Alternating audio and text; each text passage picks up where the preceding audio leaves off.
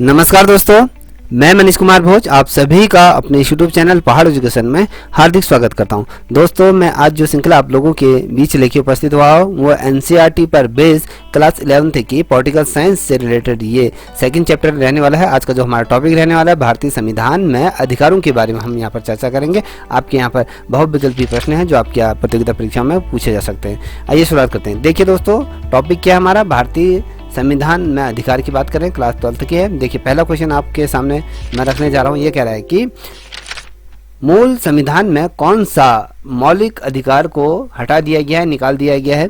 ठीक है, ये आपको बताना है। 4 ऑप्शन दिए हुए हैं। ये रोजगार का अधिकार था, या शिक्षा का अधिकार था, संपत्ति का अधिकार था, धर्म का। तो दोस्तों इसमें जो संपत्ति का अधिकार को मूल संविधान से जो मौलिक अधिकारों से इसमें क्या कर दिया गया था, हटा दिया गया था। ठीक है, ये आपको बताना है कि आप कितनी भी संपत्ति अर्जित कर सकते हैं। ये आपका मौलिक अधिकार में नहीं है, ये आपकी स्वतंत्रता है। ठीक है, अब बात करते हैं सेकंड नंबर का प्रश्न। ये कह रहा है किसने कहा था कि मौलिक अधिकारों वाला भाग हमारे संविधान की आत्मा अंतर आत्मा है। ये किस व्यक्ति विशेष द्वारा कहा गया था कि मौलिक अधिकार जो भारत में जो लागू हुए हैं ये हमारे संविधान की आत्मा अंतरात्मा इसे माना गया है। तो बी.आर. अम्बेडकर ने कहा था, पंडित जवाहरलाल नेहरू कहते हैं, डॉक्टर राजेंद्र प्रसाद, ये के.एम. मुंशी द्वारा कहा गया था। तो ये आपको पता होना चाहिए। दोस्तों आपको बता दूं, पंडित जवाहरलाल नेहरू द्वारा ये शब्द कहे गए थे कि जो मौलिक अधिकार है हमारे, वह हमारे संविधान की अंतरात्मा की संज्ञा इसे दी गई है। अब यहाँ पर तीसरा प्रश्न आप देख पा रहे होंगे, स्पष्टता का उन्मूलन किस अनुच्छेद ने ये किया है, कौन से अनुच्छेद में इसको वर्णित किया गया है। 16 है या 14 है या 17 है या 15वां जो अनुच्छेद है उसमें। तो ये आपको बताना है। देखिए दोस्तों, इसमें जो 17वां अनुच्छेद है, आर्टिकल 17, इसमें उसका उल्लेख किया गया। स्पष्टता का उन्मूलन का जो अनुच्छेद है वो 17 है, ये आपको पता होना चाहिए। ठीक है, अब बात करते हैं चौथे नंबर का प्रश्न। ये कह रहा है कि अल्पसंख्यकों के हितों की रक्षा कौन सा अधिकार करता है। अल्पसंख्यकों की बात कर रहे हैं, स्वतंत्रता का अधिकार कहते हैं, या फिर समानता का अधिकार है, या संस्कृति और शिक्षा का अधिकार है, शोषण के विरुद्ध अधिकार है। तो चौथे का जो अगर सही क्वेश्चन का आंसर दूं तो शोषण के विरुद्ध जो अधिकार है वो अल्पसंख्यकों की हितों की ये रक्षा करता है। ठीक है, वहीं आप 5वें नंबर का प्रश्न आप देख पा रहे होंगे। ये कह रहा है कि राज्य के नीति निर्देशक सिद्धांतों को किसने भारत में सामाजिक और आर्थिक लोकतंत्र का ये घोषणा पत्र ये कहा। ऐसा कौन सा व्यक्ति था जिसने जो राज्य के नीति निर्देशक तत्व हैं वह उनके सिद्धांतों को भारत में सामाजिक और आर्थिक लोकतंत्र में का ये घोषणा पत्र के रूप में जो संज्ञा दी गई थी वो आपके जवाहरलाल नेहरू थे, आचार्य कृपलानी ये थे, या सरदार पटेल थे, या फिर डॉक्टर बी.आर. अम्बेडकर। तो 5वें नंबर का जो सही प्रश्न है आपके, ये आपके डॉक्टर बी.आर. अम्बेडकर जी को ये माना जाता है। इनके द्वारा ये सिद्धांत का प्रतिपादन किया गया था। ठीक है, घोषणा पत्र इनके द्वारा कहा गया था। वहीं पर आप 6ठे नंबर का प्रश्न आप देख पा रहे होंगे। ये कह रहा है कि वर्तमान में हमारे संविधान में कुल कितने मौलिक कर्तव्य हैं। देखिए, मौलिक कर्तव्य के बारे में बात करें, ये 12 हैं, ये 10 हैं, या 11 हैं, या 13 हैं। तो मौलिक कर्तव्य कितने हैं तो आप देख पा रहे होंगे। तो यदि आपको इसका क्वेश्चन आता है तो बहुत अच्छी बात है, नहीं आता है तो आपको पढ़ने की ज़रूरत है। ये आपके 11 क्या है, हमारे जो वर्तमान समय में जो हमारे संविधान में कुल मौलिक कर्तव्यों की बात करें तो 11 है। ठीक है, अब देखिए 7वें नंबर का प्रश्न, मौलिक अधिकारों का संरक्षक कौन है, कौन करता है। संविधान, या संसद, या भारत सरकार, या सर्वोच्च न्यायालय। तो कौन करता है आपके मौलिक अधिकारों की रक्षा, कौन करता है। अगर आपके मौलिक अधिकार आपसे छीने जा रहे हैं तो उसके एवज में आप इस चीज़ को अप्लाई कर सकते हो, अपने अधिकारों के लिए लड़ सकते हो। इसकी जो आपको जो अधिकार दिए गए कॉन्स्टिट्यूशन के द्वारा, उनकी रक्षा कौन करता है। तो यहाँ पर आपके 4 ऑप्शन मैंने आपको बता दिए हैं। तो दोस्तों सर्वोच्च न्यायालय ये क्या करता है, आपके अधिकारों की सुरक्षा करता है। ठीक है, ये आपको पता होना चाहिए। देखिए 8वें नंबर का प्रश्न अगर मैं बात करूँ, संविधान के किस संशोधन में मौलिक कर्तव्यों को जोड़ा गया है, ये आपको बताना है। ठीक है, 76वें का जो संविधान संशोधन था 42वां, तो उस वर्ष में हुआ था। यह 71 में जो 24वां संविधान संशोधन था उसमें जोड़ दिया गया था, या फिर आपके 78 का जो 44वां जो संविधान संशोधन था या उसमें, या जो पहला संविधान संशोधन हुआ था 1951 में, इसके अंतर्गत जोड़ा गया था। क्या जोड़ा गया था? संविधान के किस संशोधन में मौलिक कर्तव्यों को जोड़ा, मौलिक कर्तव्यों को इनमें से किस संशोधन के अंतर्गत जोड़ा गया था। ठीक है, ये पूछा जा रहा है। तो आपको बता दूं, ये जो जोड़ा गया था 1976 में 42वां संविधान संशोधन के अंतर्गत जोड़ा गया था। अब वहीं 90 नंबर का प्रश्न आप देख पा रहे होंगे कि किस महत्वपूर्ण निर्णय में सर्वोच्च न्यायालय ने कहा कि हमारे मौलिक अधिकारों में कोई कटौती नहीं की जा सकती है। ठीक है, ये किसके द्वारा कहा गया है? ये सर्वोच्च न्यायालय ने कहा कि हमारे मौलिक अधिकारों में कोई भी कटौती नहीं की जा सकती है। ये कौन सा? यहाँ पर 4 ऑप्शन देख पा रहे होंगे। केशवानंद भारती केस जो चला था, और यह मंडल केस चला था, यह गोकुलनाथ केस चला था, यह साहबानो केस चला था। तो इसके अंतर्गत जो डिसीजन दिया गया था, यह कहें जो निर्णय कहा गया था, सर्वोच्च न्यायालय ने कहा था कि हमारे अधिकारों के साथ कोई भी कटौती नहीं की जा सकती। तो 90 नंबर का अगर मैं क्वेश्चन का सही आंसर दूं तो दोस्तों इसका आपका क्या है? ये गोलकनाथ केस था, इसके अंदर इस चीज़ के जिक्र इसमें कहा गया था। ठीक है, 10वें नंबर का प्रश्न देखिए। दास्ता की मनाही हमारे देश में किस मौलिक अधिकार में सहमति है? ये आपको बताना है। दास्ता की मनाही हमारे देश में किस मौलिक अधिकार में सहमति है इसकी? ठीक है, देखिए, संस्कृति एवं शिक्षा के अधिकार में, यह समानता का अधिकार है, यह स्वतंत्रता का अधिकार है, या शोषण के विरुद्ध अधिकार है। तो 10वें नंबर का जो राइट आंसर है, शोषण के विरुद्ध जो अधिकार है वो आपके मौलिक अधिकारों में ये सम्मिलित है। ठीक है, अब देखिए 11वें नंबर का प्रश्न क्या करे? देश की रक्षा करना किस कोटि में आता है? देखिए, देश की जो रक्षा करते हैं वो किस कोटि के अंतर्गत उसको समावेशित किया गया है, ये आपको बताना है। देखिए, यहाँ पर दिया हुआ है 4 ऑप्शन दिए हुए हैं, तो कौन सी कटौती के अंतर्गत है, उसमें आपको जो क्वेश्चन सही लगता है वो बताइएगा। राज्य निर्देशक तत्व, या फिर मौलिक कर्तव्य, या फिर मौलिक अधिकार, या उपरोक्त में से कोई नहीं। 11वें का अगर सही आंसर बताऊं तो ये आपके मौलिक कर्तव्य हैं। ठीक है, अब बात करते हैं 12वें नंबर का प्रश्न की तरफ बढ़ रहे हैं। तो 12वें नंबर क्या करें? किस दस्तावेज में स्वतंत्रता पूर्ण काल में नागरिकों के मौलिक अधिकार का स्पष्ट वर्णन मिलता है? ये आपको बताना है। ठीक है, 1930 की जो साइमन कमीशन की रिपोर्ट थी उसके माध्यम से मिलता है, या 1935 में भारत सरकार अधिनियम था, या 1928 नेहरू की जो रिपोर्ट प्रस्तुत की गई थी, या 1935 भारत सरकार अधिनियम।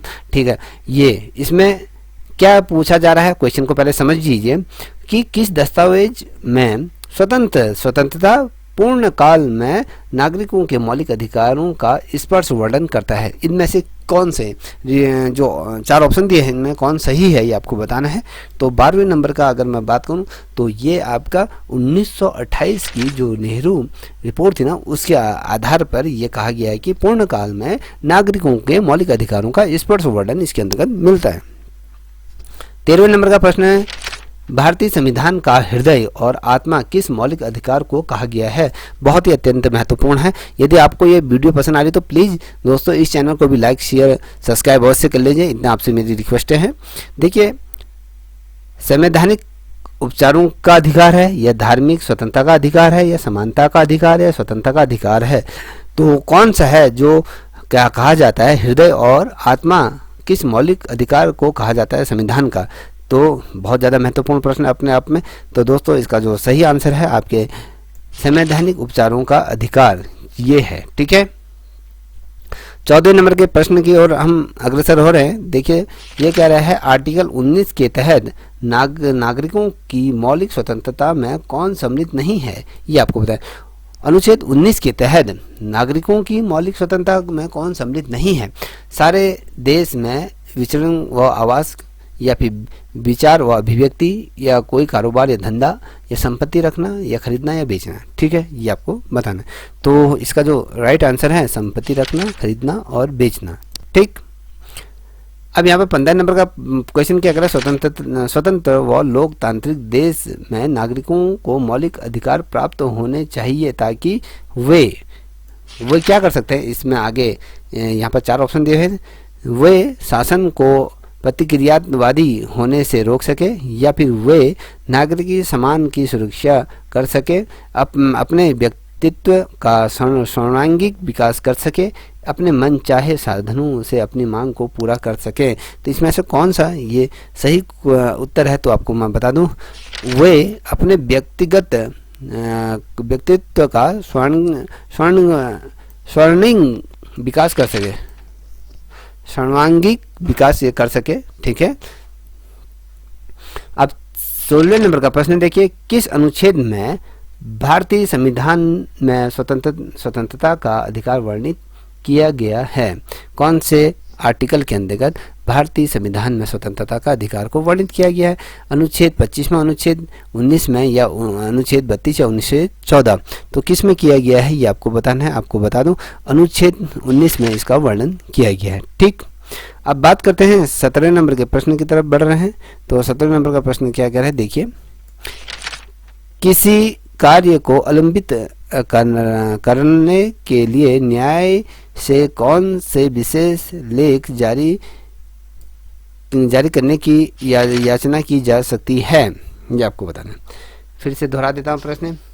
किसी कार्य को अलंबित कराने के लिए न्याय से कौन से विशेष लेख जारी करने की याचना की जा सकती है? उत्प्रेरण लेख, या परामर्श लेख, या बंधी प्रत्याकरण लेख, या अधिपिच्छा लेख? तो इनमें से कौन सा सही है? तो आपको बता दूं, 17 का जो सही है आपका परामर्श देश लेख यहाँ पर जारी किया जा सकता है, याचना के लिए कहा जा सकता है। ठीक है। 18वां है, आप चाहे कितने ऊंचे क्यों ना हो लेकिन कानून आपके ऊपर है। यह कथन किसका है? ये जो शब्द कहे गए थे, किसके द्वारा ये कहे गए थे? बाकर, या सर एडवर्ड कोक, या लाकी, या ब्राइस?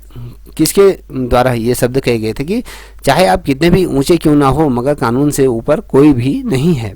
ठीक है। ये जो शब्द किए गए थे ये कहे गए थे आपके सर एडवर्ड कोक द्वारा इसको कहा गया था। ठीक है। अब देखिए 19वें नंबर का प्रश्न, किस देश के संविधान में सर्वप्रथम मौलिक अधिकारों का समावेश किया गया था? ये आपको बताना है। ये अमेरिका है, फ्रांस है, ब्रिटेन है, सोवियत संघ है? तो इसका जो सही आंसर है ये आपका सोवियत संघ में सर्वप्रथम मौलिक अधिकारों का समावेश किया गया था। 20वें नंबर का प्रश्न, मोहम्मद अली जिन्ना ने किस वर्ष अपना जो 14 सूत्री कार्यक्रम प्रस्तुत किया गया था? मोहम्मद जिन्ना ने किस वर्ष अपना 14-20 सूत्री मांग या कहीं कार्यक्रम जो प्रस्तुत किया गया था वो किस वर्ष से किया गया था? 1928 में, 1930 में, 1927 में, या 1929 में? तो इसका जो राइट आंसर है 1929 में जिन्ना ने अपना जो 14 सूत्री कार्यक्रम यहाँ पर प्रस्तुत किया था। ठीक है, ये आपको याद होना चाहिए।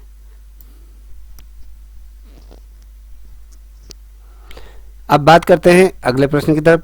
यह कह रहा है कि 21वें नंबर का प्रश्न देखिए, भारतीय जनता की अनिवार्य स्वतंत्रताओं का अधिकार पत्र निम्न में से किसे माना जाता है?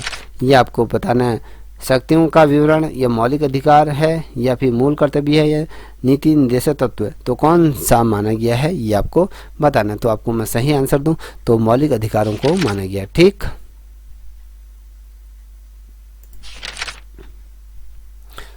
22वें नंबर का प्रश्न है, किस शासन व्यवस्था में निम्न में से नागरिकों के अधिकार सुरक्षित नहीं रहते? ये आपको बताना है। क्या कह रहा है? किस शासन व्यवस्था में निम्न में से नागरिकों के अधिकार सुरक्षित नहीं रहते हैं? कुलीन तांत्रिक शासन व्यवस्था में, या लोकतांत्रिक शासन व्यवस्था में, या सर्वसत्तावादी शासन व्यवस्था में, साम्यवादी शासन व्यवस्था में? तो किस में सुरक्षित नहीं रहते हैं ये आपको बताना है। ये आपका 22वें नंबर का ये प्रश्न है। ये अगर मगर सर्वसत्तावादी शासन व्यवस्था में आपके नागरिकों के जो अधिकार हैं वो सुरक्षित नहीं रहते हैं। 23वें नंबर का प्रश्न है, मौलिक अधिकारों का व्यापक अध्ययन यह बताता है कि हमारे मौलिक अधिकार वे हैं जो इसमें दिया हुआ है, ऑप्शन 4 दिए हैं, जो असंशोधनीय है, या जो संसद के द्वारा बनाए किसी साधारण कानून की देन है, या जो संसद के तीसरे भाग में लिखे तथा जो सर्वोच्च न्यायालय की व्याख्या अनुसार वर्णित अधिकारों में निहित है, जो अति महत्वपूर्ण है और जिसे भारत सरकार ने मौलिक अधिकारों का दर्जा दिया हुआ है, ये आपको बताना है। देखिए 23वें नंबर का जो प्रश्न है उसका जो सही आंसर है ये आपका सी है, जो संविधान के तीसरे भाग में लिखे हैं और जो सर्वोच्च न्यायालय की व्याख्या अनुसार वर्णित अधिकारों में निहित है। ठीक है, ये आपको पता होना चाहिए। अब देखिए 24वें नंबर का राज्य के नीति निर्देश तत्वों का सिद्धांत क्षेत्र है, आपको बताएं क्षणिक है या कमजोर है, व्यापक है या संकीर्ण है, ये आपको बताने में से कौन सा सही है। तो आपको बता दूं सी आपका व्यापक है। अब 25वें नंबर का प्रश्न देखो, अधिकारों के बिना कोई स्वतंत्रता नहीं होती, यह कथन किसका है? अधिकारों के बिना कोई भी स्वतंत्रता नहीं होती है। हार्वर्ग है, दुर्गादास बासु है या गार्नर है या लाकी, तो कौन व्यक्ति है ये आपको बताना है। 25 का आपका डी लास्की है। ठीक है, अब देखिए यहाँ पर 26वें नंबर का कह रहा है कि सोवियत संविधान में मौलिक अधिकारों व कर्तव्यों का समावेश कब किया गया था? सोवियत संघ संविधान में मौलिक अधिकारों के कर्तव्यों का समावेश कब किया गया था? 1937 में, 1938 में, 1935 में, 1976 में। तो कब किया गया था ये आपको बताना। देखिए 1976 को ये किया गया था, इसका राइट आंसर डी है। ठीक है, अब यहाँ पर देखिए 27वें नंबर का प्रश्न, ये संवैधानिक संशोधन के द्वारा किस वर्ष स्वतंत्रता के अधिकार में सहकारी संस्थाओं के गठन और संचालन और प्रबंधन से संबंधित प्रावधान यहाँ पर जोड़ दिए गए थे? ये आपको बताना है कि सहकारी संस्थाओं, जो जितनी भी संस्थाएं हैं उनको संचालन, उनके प्रबंधन, तमाम चीज़ों को प्रस्तावना प्रावधानों के अंतर्गत इसको जोड़ दिया गया। 1942 के संविधान संशोधन द्वारा किया गया, 1976 के संविधान संशोधन द्वारा, 2011 के संशोधन द्वारा किया गया था, 1981 के संविधान संशोधन द्वारा किया गया था। तो ये आपको बताना है। देखिए दोस्तों, ये किया गया था आपके 2011 आपका सही संविधान संशोधन के द्वारा ये किया गया था, जिसके अंतर्गत ये कहा गया था कि जो संवैधानिक संशोधन द्वारा किस वर्ष स्वतंत्रता के अधिकार में जो जितने भी सहकारी संस्थाएं हैं और उनके संगठन हैं, उनको संचालन और प्रबंधन से संबंधित प्रावधान संविधान के अंतर्गत संशोधन करके जोड़ दिए गए थे। ठीक है, अब देखिए 28वें नंबर का प्रश्न, 19वें अनुच्छेद में नागरिकों की कुल कितनी स्वतंत्रताएं वर्णित की गई हैं? जो आर्टिकल 19 है उसमें जो नागरिकों के कुल कितने अधिकार या कहें उनकी स्वतंत्रताएं वर्णित की गई है? 7, 5, 6, 9। तो ये आपको बताना है। 28वें का सी आपके 6 आपके क्या है मौलिक अधिकार, अगर जो उनके जो आपको स्वतंत्रता दी गई है। ठीक है, पहले 7 थे, उसमें से एक संपत्ति कार्ड हटा दिया था, अब ये 6 रह गए।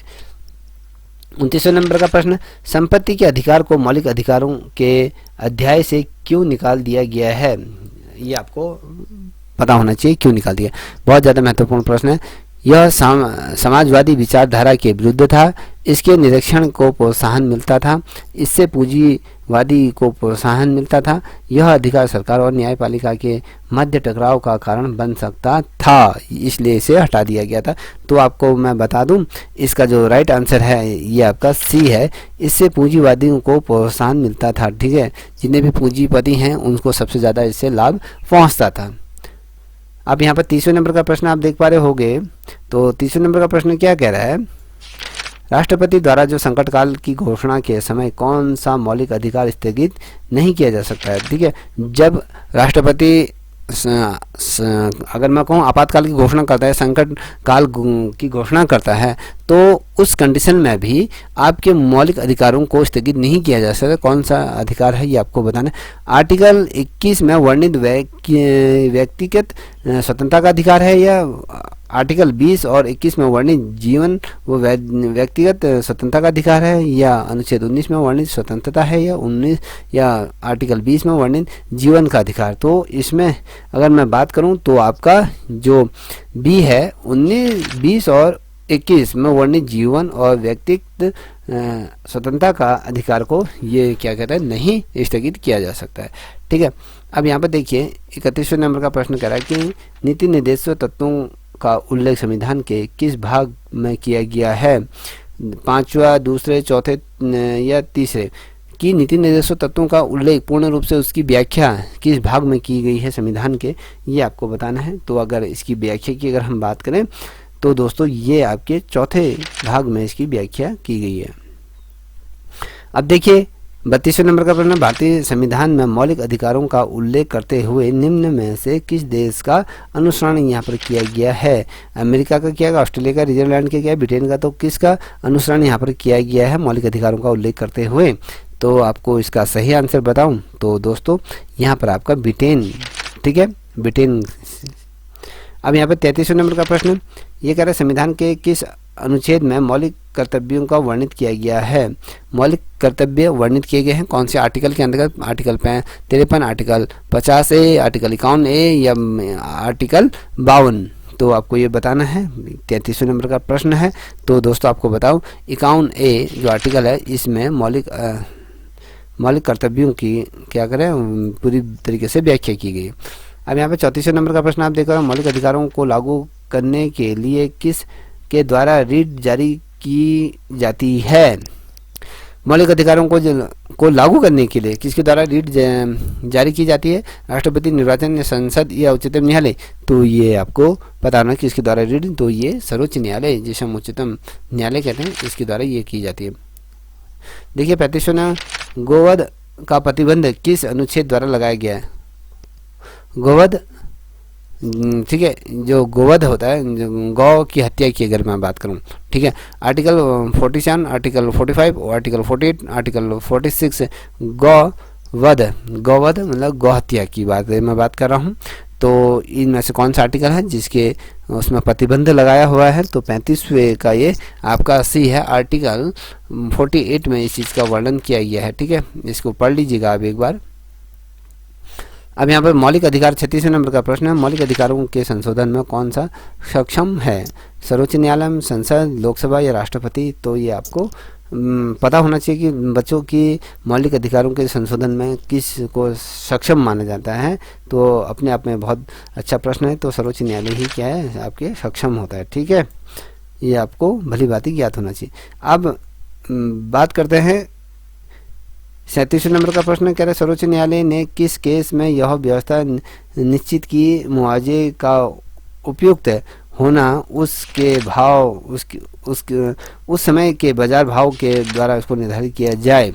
ये केशवानंद भारती जो चला था 1973 में, या गोलकनाथ जो केस था 1967 को, या वेला बनर्जी केस था जो 1955 को हुआ था, या कमलेश्वर सिंह केस था जो 1951 में हुआ था। तो आपको ये बताना है कौन सा, ठीक है, बहुत ही अत्यंत महत्वपूर्ण प्रश्न है। तो ये आपकी प्रतियोगिता परीक्षा में पूछा जा सकता है। तो वेला बनर्जी केस था ये 1955 में ये था, ठीक है।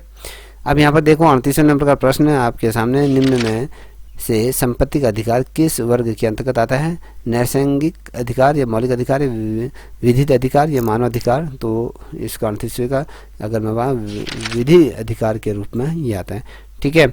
अब ये इस श्रृंखला के अंतिम प्रश्नों की ओर बढ़ रहे हैं। 39वें नंबर का प्रश्न है, नागरिकों की मौलिक स्वतंत्रताओं पर प्रतिबंध लगाए जा सकते हैं किंतु उसके औचित्यकरण का निर्धारण कौन कर सकता है? ये आपको बताएं, मंत्रिपरिषद, न्यायपालिका या संसद या राष्ट्रपति?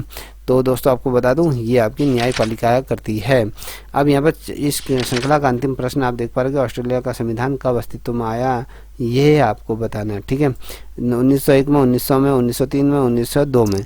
तो आपको बता दूं 1900 में ऑस्ट्रेलिया का संविधान क्या था अस्तित्व में। दोस्तों अगर ये आपको ये वीडियो आपकी परीक्षा के मद्देनजर अगर थोड़ा सा भी हेल्पफुल लगे तो प्लीज़ इस चैनल को लाइक शेयर सब्सक्राइब बहुत से करें, साथ ही अपने दोस्तों को साझा करें। तब तक के लिए इतना ही। जय हिंद, जय भारत।